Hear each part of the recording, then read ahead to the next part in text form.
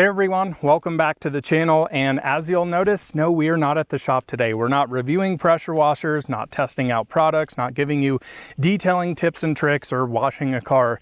That's because we're talking about this. This is my 2025 Tesla Model 3 Performance, of which I have actually owned for a year now. So in today's video, we're going to be giving you a 1-year ownership review, everything I love and hate about this car, and at the end of the day, figure out, is this actually the best car I've ever owned?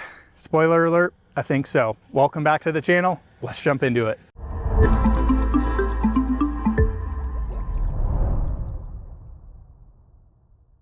Well guys, thank you all for joining me here today, and nice to get out of the shop into the beautiful, what feels like full-on summer here in Colorado. I mean, we have bright blue skies out. It's like 90 degrees today, so I'm gonna be a lobster after this. I didn't bring any sunscreen, so this will be interesting. You might see my face turn red throughout this video here. But I wanted to bring this car out today and give you guys some feelings and my overall impressions of owning this car for a year. And I gotta say, this on paper and in all honesty, in reality, I think is one of the best bang for the buck cars that you can possibly get in this category, bar none. The way that this thing is so powerful, so comfortable, feels amazingly premium, has amazing ADAS control with the full self-driving technology on here, the amazing software that Tesla has in their car. At the end of the day, I don't think there is something that touches this vehicle at the price point at all. And it is just genuinely incredible. Now I will say, at the end of the day, it's not perfect. I still do have some gripes, and I have some things I would like to see with the new Model 3 Performance that we're hearing some rumblings about Tesla changing, but there's also some little nitpicks I have with this car, which we'll touch on today. So I want to rewind the clock a year from today, or a year ago, and figure out why I actually picked this thing up. So this is actually my third Tesla Model 3. I originally had a 2021 Model 3 long range, so it was the all-wheel drive variant. At the time, the performances were quite a bit more money, and it was definitely a little bit of a stretch for me to get into the car at the time, and honestly, I didn't know if I was gonna like it. It was my first electric car. This was well before out of spec, and working with Mr. Kyle Connor and playing around with like every single electric car on the planet. So I thought Model 3 long range would get me a good start. And honestly, I absolutely love that car so much that after the lease came up, and actually even before that, I purchased a 2023 Tesla Model 3 Performance that was brand new. Now, at the time, we did have some rumblings that there was a refresh coming out for the Model 3, which was the Highland generation. So that came out in 2024 model year. And I was like, I'm not gonna wait. I'm gonna get the federal state tax credit. At the time, the incentives here in Colorado were insane. And I was really happy I had that car because it was the last and the best generation of the legacy variant of the Model 3 Performance. And I absolutely loved the car. But after seeing the Highland come out and seeing all of the upgrades with it, I thought it was probably time to move and shuffle some cars. As you guys know me, about after 9 months to a year or so, I get very bored of a car and I start looking at the very shiny objects that are new on the horizon, all of that stuff. And I really went back and forth, but essentially it came down to, I actually traded in my car, got a very, very fair trade-in with that. I had some Tesla referral credits, which I'll leave in the link in the description below if you guys want to pick up a Tesla after this review. It'll save you a little bit of money, give you some FSD stuff, all of that fun shenanigans. And at the end of the day, I knew the federal tax credit, state tax credits were going away, so I decided to pick one up. And I couldn't be more thrilled with this car at the end of the day. It's just amazingly capable, and that is one of the wildest things. And in all honesty, when the Highland came out and I first went and drove it, it wasn't the Performance variant that I drove at first. I was like, it still feels like a Model 3, and I didn't really totally understand all the little small nuances and aspects that Tesla has tweaked and tweaked and tweaked and just made everything so much better in the car. Well, not everything, there's a couple of things, but at the end of the day, yeah, this has genuinely been the best car I've ever owned. So let's also talk about this car, because you can also see it is absolutely not stock. Number one, different wheels and tires. So we are running my Martian MW05. Shout out to my friend Drew over at Martian Wheels. These are the Generation 1 MW05s, and actually run a square setup on this car. The Model 3 Performance of the new generation actually comes with a staggered setup, so runs a 235/35/20 up front, 275/35 35 out the rear. So a big chunky fat tire, but the annoying thing with that is you can't really rotate the tires. So I actually have a square setup here running the Martian MW05s wrapped in Michelin Pilot Sport 4S's, which is one of the biggest upgrades you could do to this car, in a 235, 35, 20 section. And these are completely square on here. I personally prefer the handling characteristics of a square car. You just have a little bit more, not push on the front end, and a little bit more tail happy, and that's where this thing really comes alive.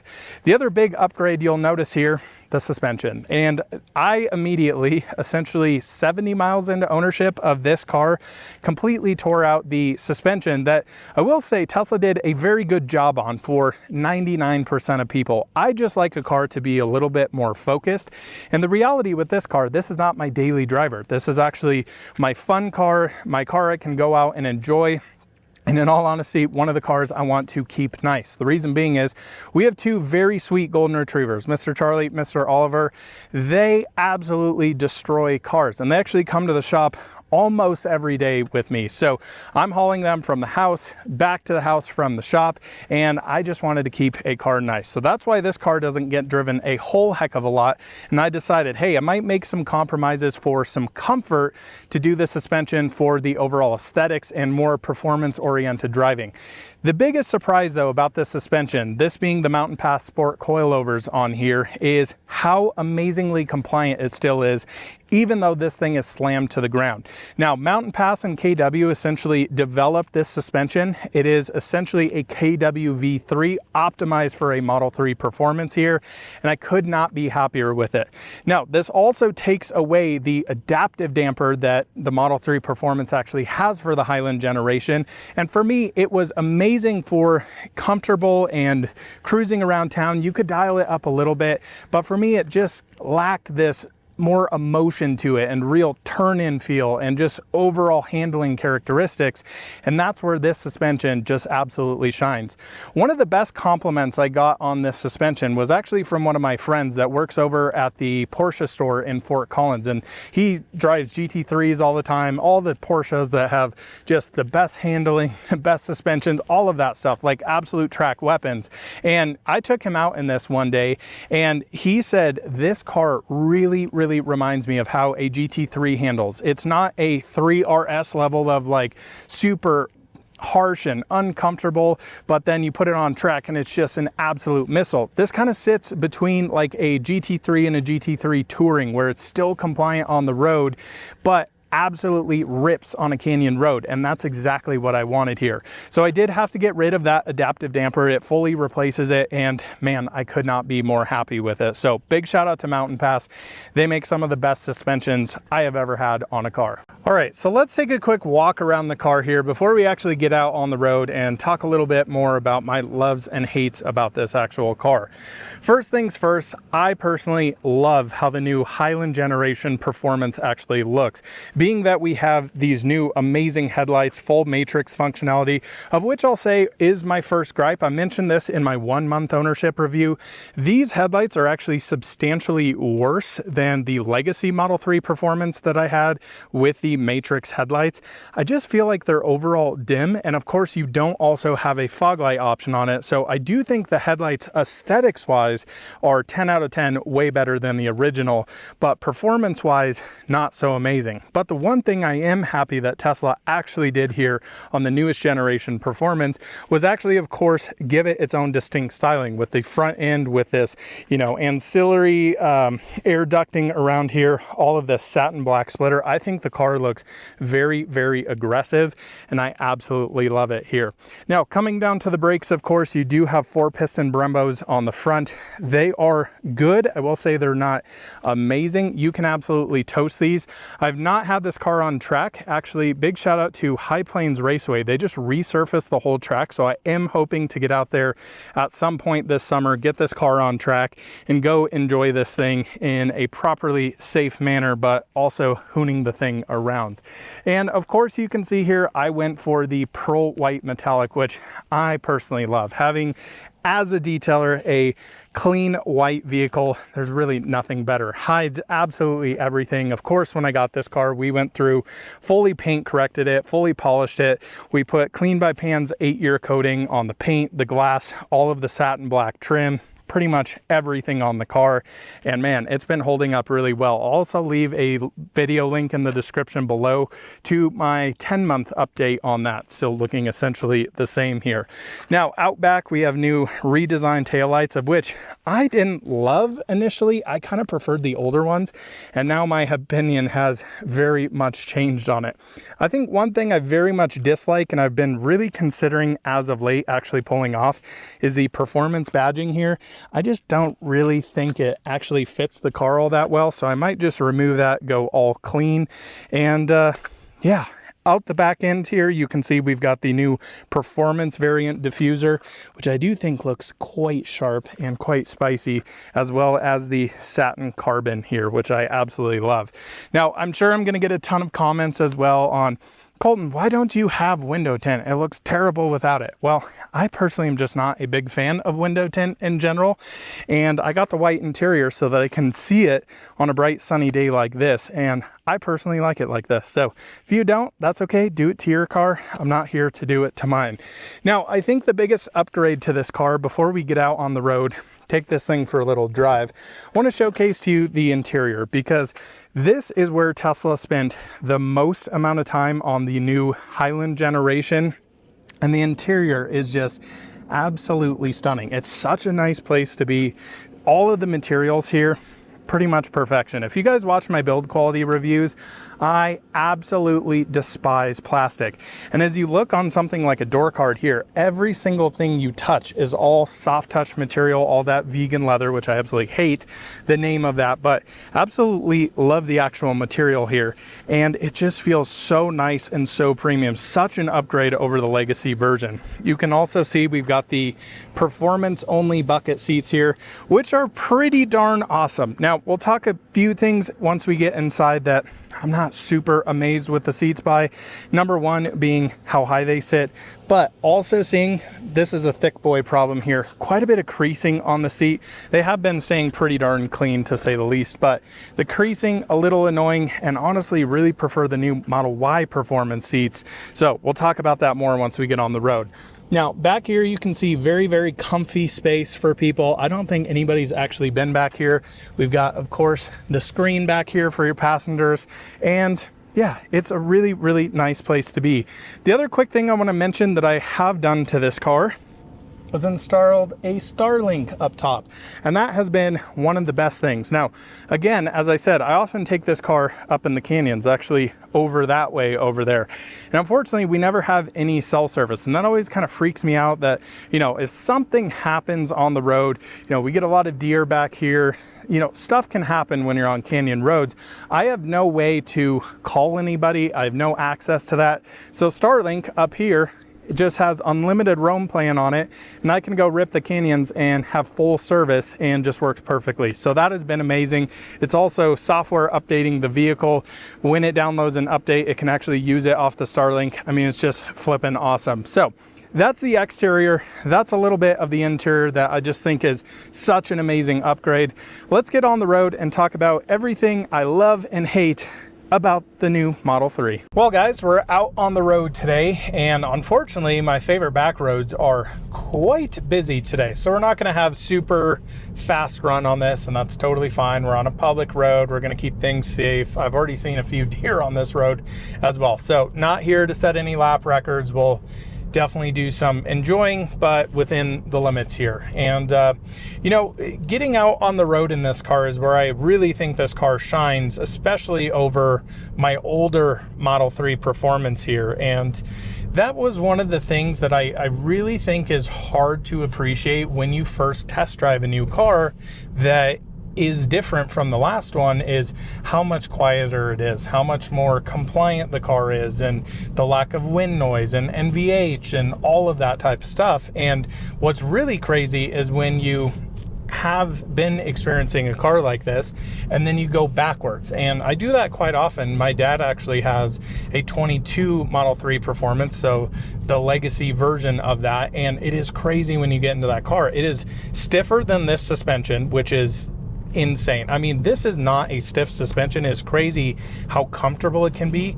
But the big thing you notice here is it is quite isolating. It is really, really quiet, especially in the wind noise department. So NVH seriously improved. They've done that with all the double pane glass. And this car actually feels like a grown-up place to be, which is pretty darn nice to say.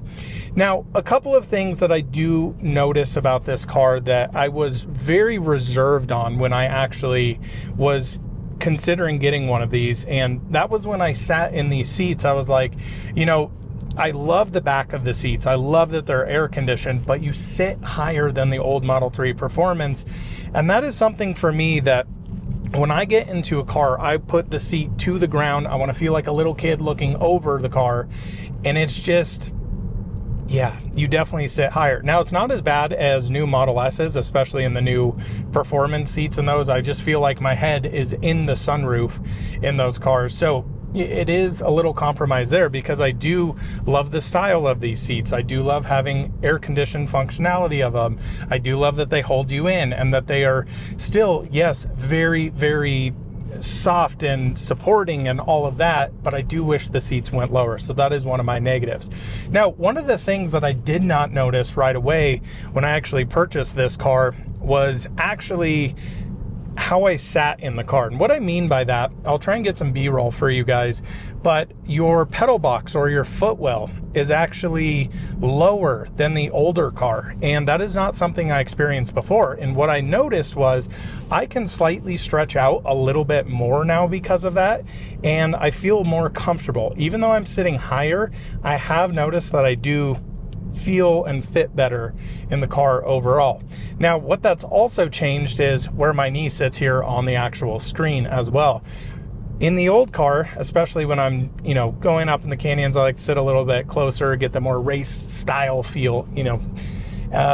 My knee would actually hit the screen, and it was annoying. Now I have plenty of room for it, so that has been much improved. I really, really wish that seat would go a little bit lower here.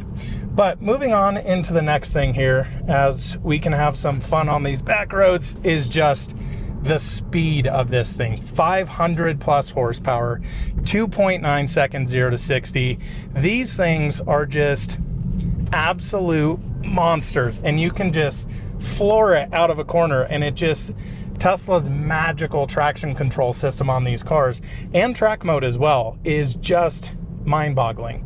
And that is where, you know, this car is one of the lightest electric cars on the market. This is, you know, a little bit over 4,000 pounds. You get into Model S, it's an extra 1,000 pounds. And a lot of these electric cars are very, very heavy, where this thing on a back road like this just feels so light, so nimble, and just so much fun. I just, yeah, absolutely love these types of cars. So I think one of the biggest topics, you know, let's go completely opposite of performance driving, and that is daily driving characteristics, and really talking about ADAS. And Tesla with their full self-driving, nobody can touch them right now. Now, I will personally tell you, I am not an FSD subscriber. This is not a car that, you know, I feel like I want FSD on. But the cool thing is, with FSD, you could literally take one of these cars to a track day and then have it drive you home,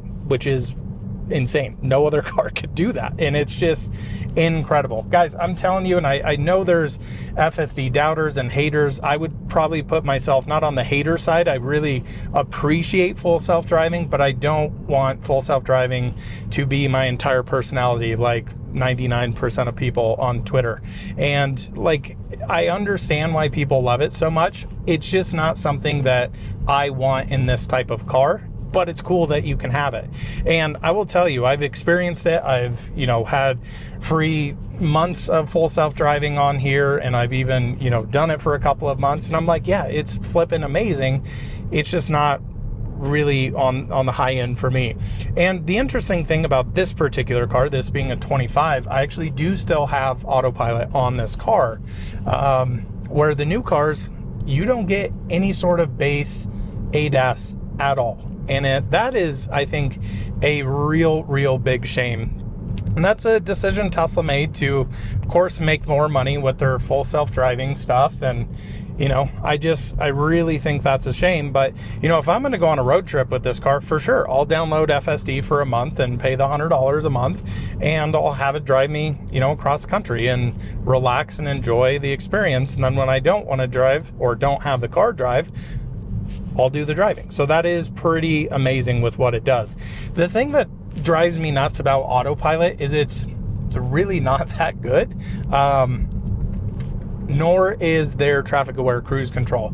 And this is one of my biggest complaints with traffic aware cruise control, is that I can't just set the speed. It's going to, you know, dynamically follow, and the car gets freaked out all the time over speed limit signs. And where I'm going with this is there is multiple sections on our interstates here in northern Colorado where the Tesla map, something has gotten screwed up there, and it's been a problem for years, that you'll be blasting down the interstate on either autopilot or traffic aware cruise control, you know, in a 75-mile-an-hour zone, and the car will think you should be in a 45-mile-an-hour zone, so it'll just jam on the brakes, and it's super sketchy, and I absolutely hate that. So that is, to me, something they 100% have to improve, and I'm not sure they're actually going to.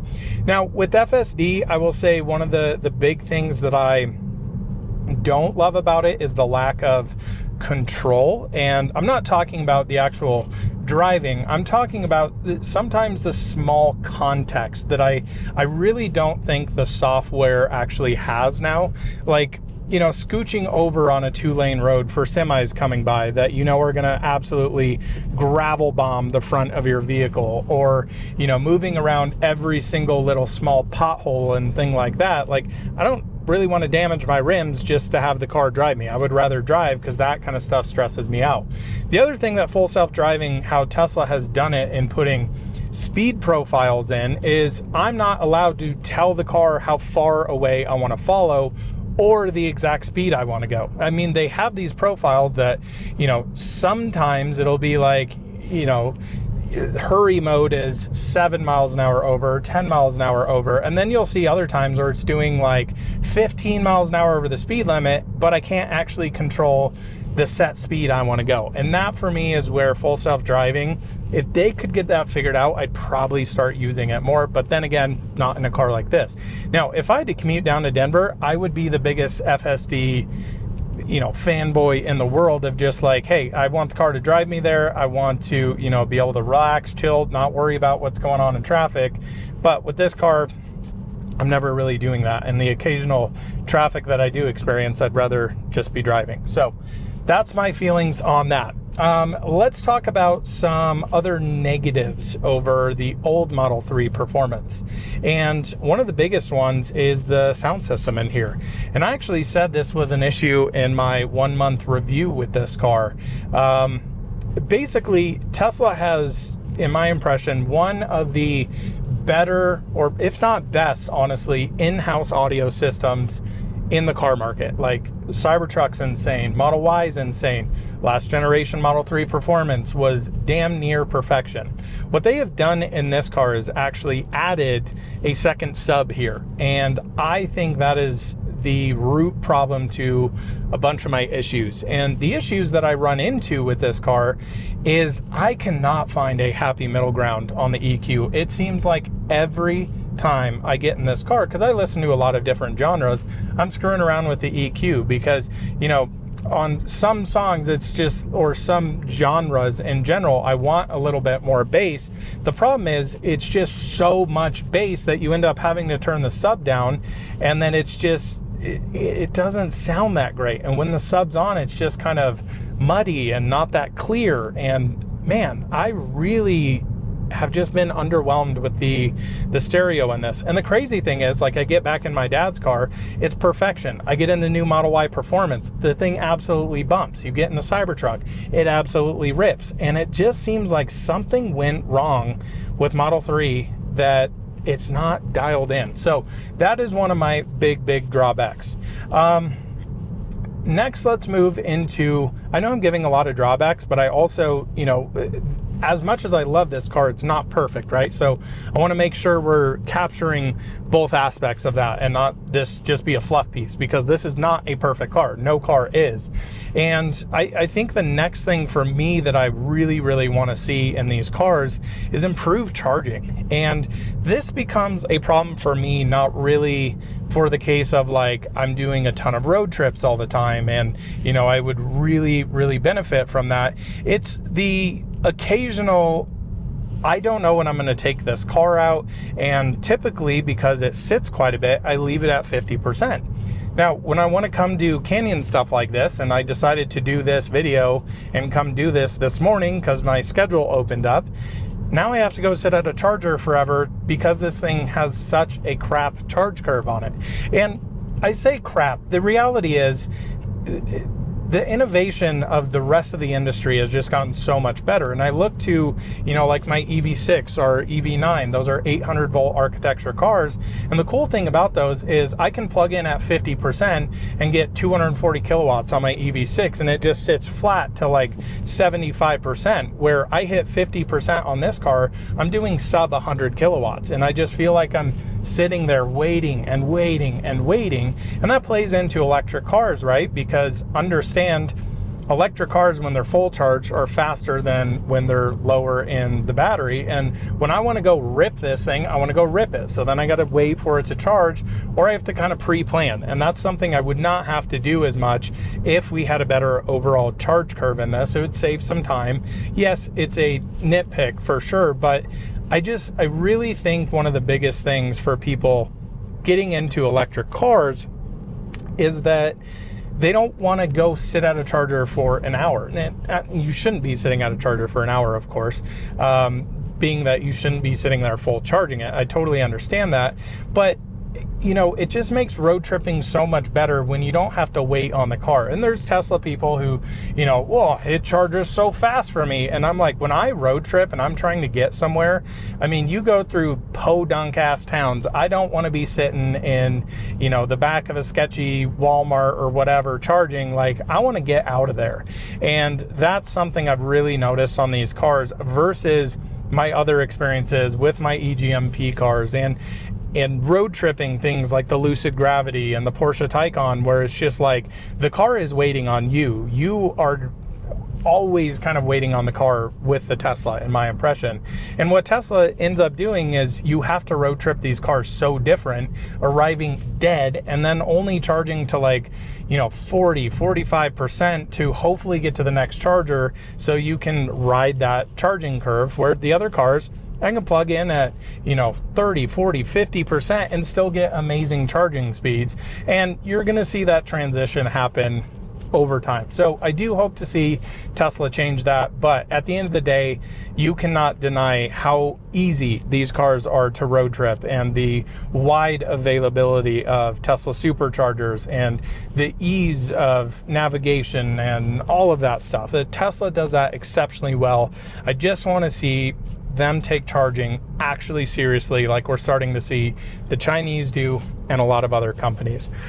Now, let's move on to some of the best parts about this car. Other than the performance, the much improved quality, the NVH, and that has to be software.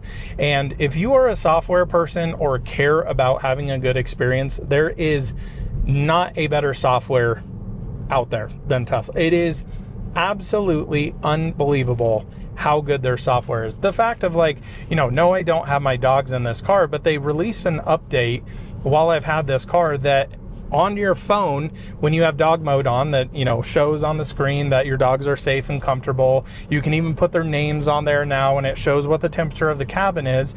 You can have live recording on your phone or live feed on your phone of your dogs in your car. Like, that type of stuff and integration is out of this world. The phone as a key works 10 out of 10 times. The way that everything syncs up, and it is just, it's mind-blowing, because I also, on the flip side, experience, you know, my EV6 and my wife's EV9 every day, and the software is atrocious on those. And I think the reality is, you know, a lot of companies out there rely on the crux of CarPlay, and you'll hear this from a lot of people. Oh, I don't want to buy a Tesla, I don't want to buy a Rivian because I don't have CarPlay. And I'm like, once you live with this, you never think about CarPlay. And unfortunately, I have to use CarPlay in the EV6 and EV9 because the native software on it is just such hot garbage.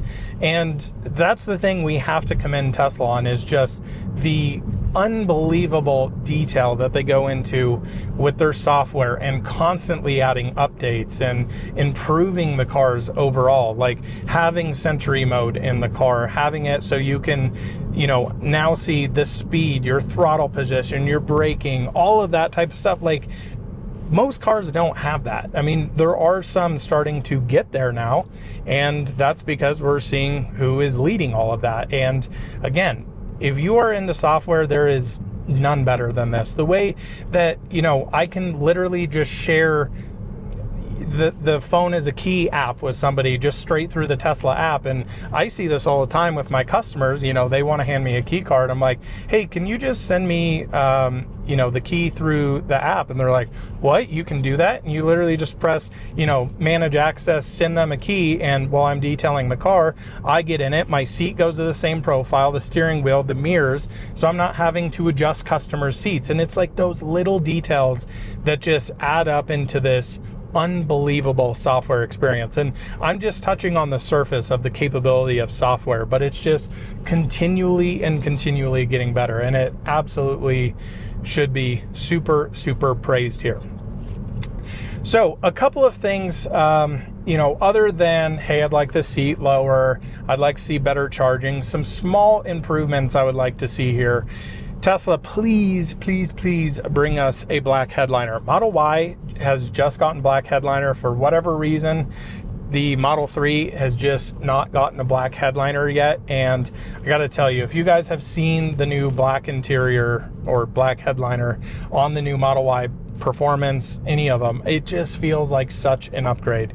And I think potentially I will retrofit this car when and if they come out with it. Potentially I might trade this car in for something different, and the only thing different would be a frost blue Model 3 Performance if they bring out black headliner as well, and if the numbers make sense. I'm not trying to get rid of this car, but the new shiny color came out on Model 3 Performance, and I'm like, my days could be numbered with this white paint. So yeah. Another couple of things, I mean, wishes on this car that I'd like to see. We have heard some rumblings about a tri-motor Model 3 Performance, which would get me to sell this car in 3 seconds. I mean, it's really sad that Tesla launched or sunsetted the, say launched, they launched it off a cliff. No, they sunsetted and, you know, killed off the Model S. I'm not even going to mention the Model X. I'm not a Model X fan, but it's really sad they got rid of the S, and now this is the only sedan you can get from Tesla, and I still think it does a damn good job at it. I mean, it outsold Model S hand over fist, obviously different price point, but yeah, it is kind of sad that that car left, isn't it? It really is. So I would love to see those motors come down to this. I mean, could you guys flippin' imagine like a 700, 800 horsepower Model 3 Performance? That would be some spicy stuff. Well, guys, as we're coming here into Horsetooth, wow, nice lisp, dude. As we're coming into Horsetooth Reservoir here, one of the best places in Fort Collins to visit, I think we'll kind of wrap this video up with some final thoughts. And, you know, again, at the end of the day, going back to what I said earlier on, I'm genuinely not sure there is a better car, not only number one for me, but at this price point that does all of the things it does so amazingly well. Like, how many other cars can you have 500 plus horsepower, 2.9 seconds 0 to 60, the amazing software integration, full self-driving, it's quiet, it's comfortable, it's refined, it's all of those things in one package for what, $55,000? That's absolutely insane. And you know what's really insane is I actually got this car for quite a bit less, because I got this car at the time of state tax credit, federal tax credit, and bang for the buck, man, there is zero you can get for what this car does. And at the end of the day, this is 100% the best car I've ever owned, and there is nothing that I would really replace this with. And I always say this because I've driven and have the gracious opportunity working with Out of Spec and the team that, you know, where we review and test pretty much every electric car. I've had many experiences, and I appreciate and enjoy a lot of the other cars I drive, and I get back in a Model 3 and it just feels like home. There is something about these cars that is really hard to portray that I just love. And it's just an overall package that they do so well. Yes, I would love better charging performance. Yes, I want to see the seat go lower. Yes, full self-driving is not perfect yet, but at the end of the day, the package here is insane. So I guess we'll finish this one off here. Hope you guys enjoyed this video. I know very different style video, but I also on this channel, you know, want to give, you know, some updates on, you know, me personally, as well as, you know, my cars and my experience with stuff, because yeah, I love detailing. I mean, that's the main reason a lot of you are here, but I also think I can offer you something different of, you know, really understanding electric cars, and also being, I should say, not just an electric car enthusiast. Like, I am a car guy at heart. You guys see it in every video. I have Porsche posters on my wall. Like, I would absolutely love to be on that road we were just on with a manual Blackwing, enjoying it. And yes, I can drive manual, even one-handed. And I love a flat six. And, you know, I love cars in general. And what I find is I can really appreciate many things about every car, maybe except the Ferrari Luce. Yikes. That's a whole other video, isn't it? That definitely is. But I love cars, and for what this car is for my needs, nothing else that I could get that would replace it. Even if I spent way more money, there's nothing that does what a Model 3 does. So at the end of the day, my 1-year ownership update, this thing's almost magical, folks. Absolutely love this vehicle. So thank you all so much for watching. We'll see you in another one soon with some actual detailing content. Stay tuned. Got a ton of videos coming for you, tons of reviews coming for you, and we'll see you in the next one soon. Bye-bye.